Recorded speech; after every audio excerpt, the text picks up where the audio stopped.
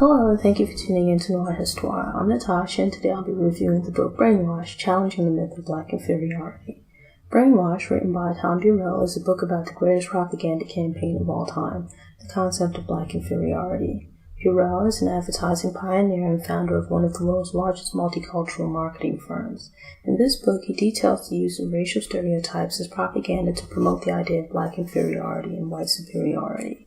The book also explores the lingering effects of slavery and its aftermath in the black psyche and community. Brainwashed does a good job of exploring the side effects of internalizing the concept of black inferiority. Several chapters discuss how feelings of inferiority lead to unhealthy lifestyles.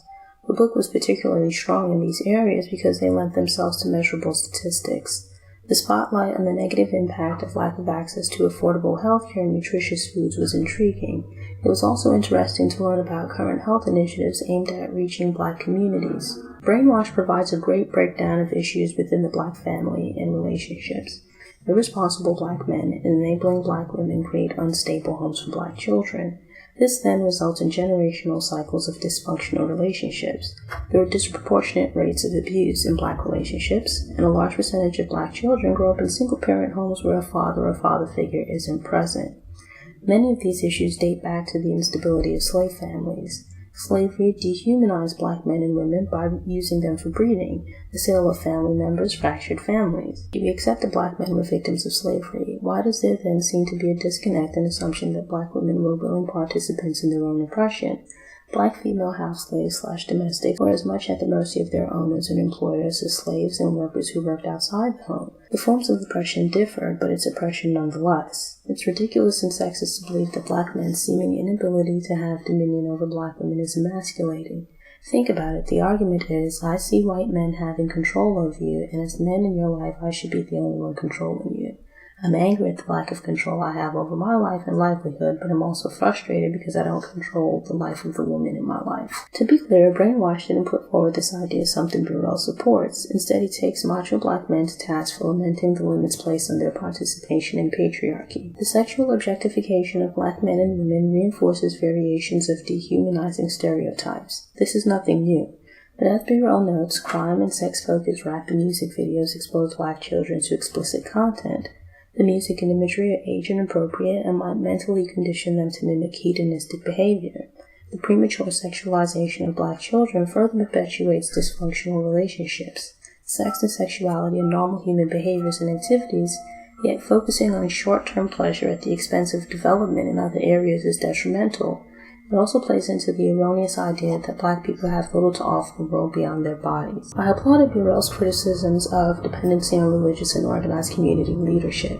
To be clear, the issue is not with religious leaders or organizations in general, but rather with leaders and organizations that profit from but are not of service to the needs of the black community.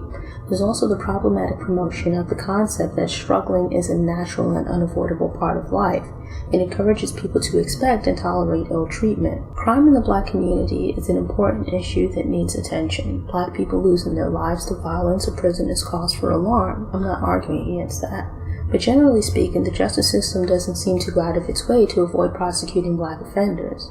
That isn't the case in instances where the perpetrator's police officer are non-black.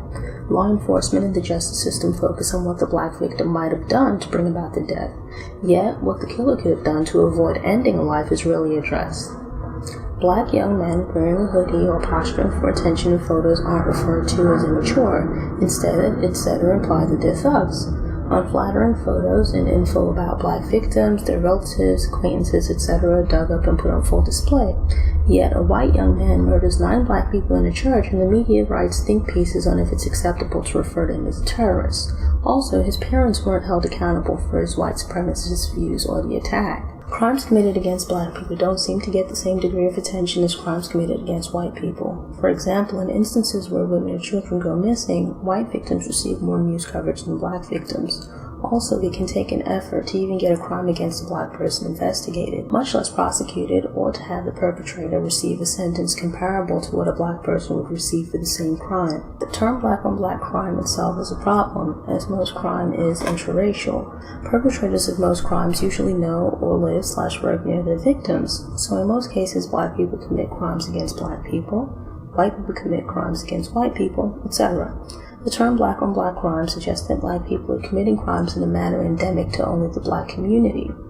When identified and discussed through this lens, crime becomes a problem of the black community. It gives society the option to ignore such crime or deal with it in a manner that is much different from crime management in other communities. We don't have to end black on black crime before addressing crime committed against black people by others. We can and should do both.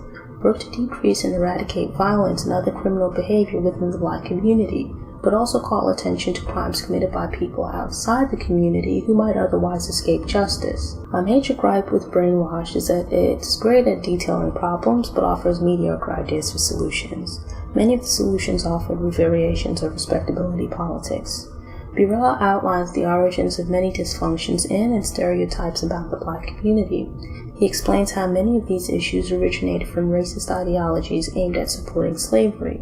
Actually, the entire book focuses on how the concepts of white superiority and black inferiority are tendrils of systematic racism. We are all responsible for our actions, so there's a disconnect when proposed solutions for problems call for change in the behavior of the oppressed rather than the oppressor. There's nothing wrong with expecting individuals to hold themselves accountable, but not requiring the same from an oppressive system excuses that system from responsibility for its actions. Brainwashed is worth reading for historical background on some of the issues that affect the black community. The solutions for family-sex relationship, health, and financial dysfunctions are actually quite good, but I wouldn't recommend the book if you're looking for realistic, actionable solutions with regards to crime and racism as a whole. The book isn't geared towards one gender, but some chapters may appeal more to men than women, and vice versa. If you enjoyed the video, click the like button and subscribe to the Noire Histoire channel, and visit noirehistoire.com for more book and movie reviews, in addition to Black history facts and profiles of Black historical figures. While you're there, sign up for the newsletter to get fresh content delivered straight to your inbox. If you prefer to listen on the go, subscribe to the Noire Histoire podcast via iTunes, Stitcher, Google Play. Follow Noire Histoire on Facebook, Twitter, Instagram, Pinterest, Tumblr, and Google+. Thanks again for watching. Enjoy the rest of your day.